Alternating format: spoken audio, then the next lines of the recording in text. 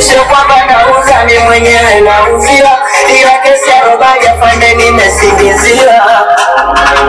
Afande legeze kamba ili niweze kukupanga afande, yote sababu ya mchumba, ndiyo maana ninaiba afande.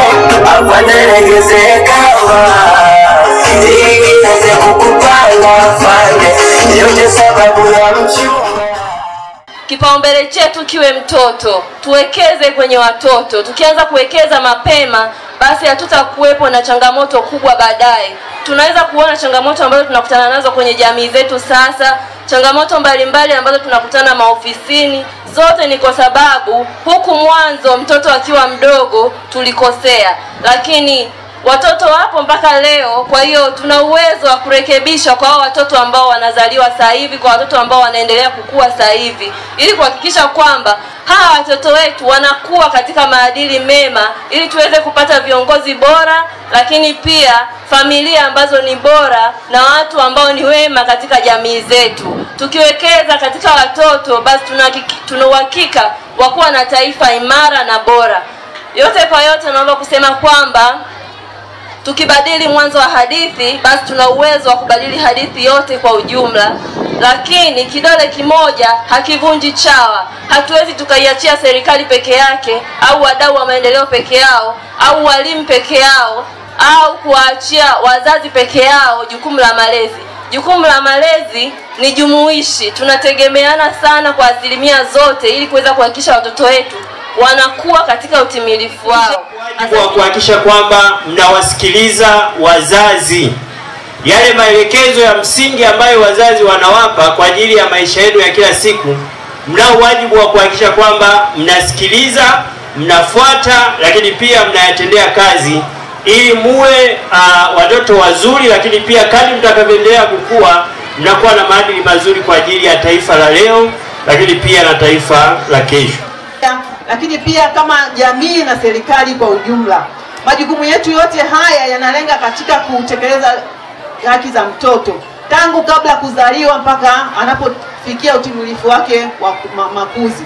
Mheshimiwa mgeni rasmi, ili kupunguza changamoto zinazokabili watoto, kila mdau anatakiwa kutimiza majukumu yake. Tumeona hapa wazazi wana majukumu yao, walezi wana majukumu yao, lakini tukiangalia pia mahakama, jeshi la polisi, wote tuna nafasi katika kutimiza majukumu ya mtoto. Wadau wa maendeleo wanatusaidia sana katika kutekeleza shughuli za mpango jumuishi wa taifa wa malezi makuzi ya maendeleo ya mtoto. Tunaendelea kuwashukuru sana, tunawashukuru sana. Lakini pia katika sherehe hii wadau hao wametusaidia sana katika kutekeleza, lakini pia kufanya maadhimisho haya yaonekane jinsi yalivyo. Asanteni sana. Usimchome mtoto mikono, ni kosa la jinai. Usimchome mtoto mikono, usimpe mtoto kipigo kikubwa chini ya uwezo wake, ni kosa la jinai. Ukishtakiwa, mtoto ni wa kwako, lakini mtoto ni wa jamhuri, utafungwa. Ndugu mzazi, anapokuja mjomba wako, shangazi, sijui babu yako, kaka yako, nani, usiruhusu mgeni awaye yoyote kulala chumba kimoja na mtoto wako. Dunia imeharibika, dunia ni mbaya. Anaweza kumharibu mtoto na mwisho akakuachia majanga. Tusikubali kulala na ndugu za wazazi wetu au marafiki. Watoto mmeelewa? Akija mgeni nyumbani, baba akakwambia lala chumbani na mgeni, lala ukiwa unajua kwamba huyo ndugu yako ni ndugu yake na mama yako au baba yako, au ni rafiki yake na baba yako na sio rafiki yako wewe. Sawa? Ndugu wazazi, mimi kama mzazi mwenzenu niwatake kuwatazama watoto kwa jicho la pili. Unapomwachia mtoto anatazama luninga, TV ile ina mambo mengi, ina michezo mingi. Uwe unaangalia mtoto anaangalia nini kwenye TV. Lakini ukimwachia mtoto simu, huwa unaangalia yule mtoto anaangalia nini kwenye simu. Ndani ya simu kuna mambo mengi. Hakikisheni mnachunga watoto kutokana na maadili ambayo sio sahihi. Natoka kwenye grupu la wazazi, ninakuja kwenye grupu la watu wa ustawi wa jamii pamoja na dawati la kijinsia. Ndugu zangu, polisi mnaohusika na dawati la jinsia, unapoletewa kesi inamhusu mtoto, hakuna bargaining. Usifanye biashara na mhalifu. Hakikisha mhalifu anapata hukumu sawasawa na matendo yake. Msimamie mtoto apate haki yake, lakini mwelekeze mtoto anapofika mahakamani aweze kutoa ushahidi utakayeweza kumtetea na kumpa haki yake. Ndugu zangu wa dawati la jinsia, mmekuwa mbele sana kutusaidia. Niwape pongezi nyingi kwa sababu mnafichua mambo mengi mnapokuwa mnahangaika huko kwa watoto na kuona ni jinsi gani watoto wananyanyasika. Maendeleo jamii pia na ninyi, najua mko bega kwa bega na dawati la jinsia. Msikubali mtu yoyote mhalifu anaachiwa ovyo ovyo. Yoyote anayemhujumu mtoto, yoyote anayesimama kinyume kufanya hujuma kwa mtoto, afikishwe kwenye vyombo vya serikali, vyombo vya sheria, mahakama ikafanye kazi yake. Usifanye chochote wewe, kazi yako ni kumsaidia mtoto. Ndugu zangu, ninakuja kwenye grupu lingine ambalo ni grupu la walimu. Walimu mmekuwa ninyi ndo sehemu kubwa ya kutulelea watoto. Watoto muda mrefu wako shule. Tunaomba mbaini changamoto za watoto. Mtoto unayemfundisha lazima utajua. Leo akija katika hali tofauti utajua tu. Mbembeleze mtoto akuambie ukweli. Akishakuambia ukweli, toa taarifa kwenye vyombo vya sheria ili mtoto apate haki yake. Walimu mmekuwa mkifanya kazi nzuri sana, lakini tunaendelea kuwaamini walimu. Endeleeni kuwasaidia watoto.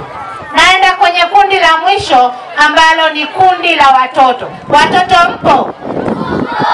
Watoto mpo? Nani anaweza akaja akaniambia sehemu zake ambazo mtu yeyote haruhusiwi kushika? Njoni kwa niambie, alafu mimi nitakupa zawadi. Nani anaweza? Njoo hapa mbele. Waoneshe wenzako sehemu ambazo usiruhusu mtu yoyote akushike. Anza, nakupa zawadi. Unaona ameshika wapi? Wapi tena? Wapi tena? Wapi tena? Wasichana ni wapi? Safi sana. Mmeona sehemu za kutokushikwa Haya, simama juu wote. Simama juu nionyeshe sehemu ambazo uruhusi kushikwa.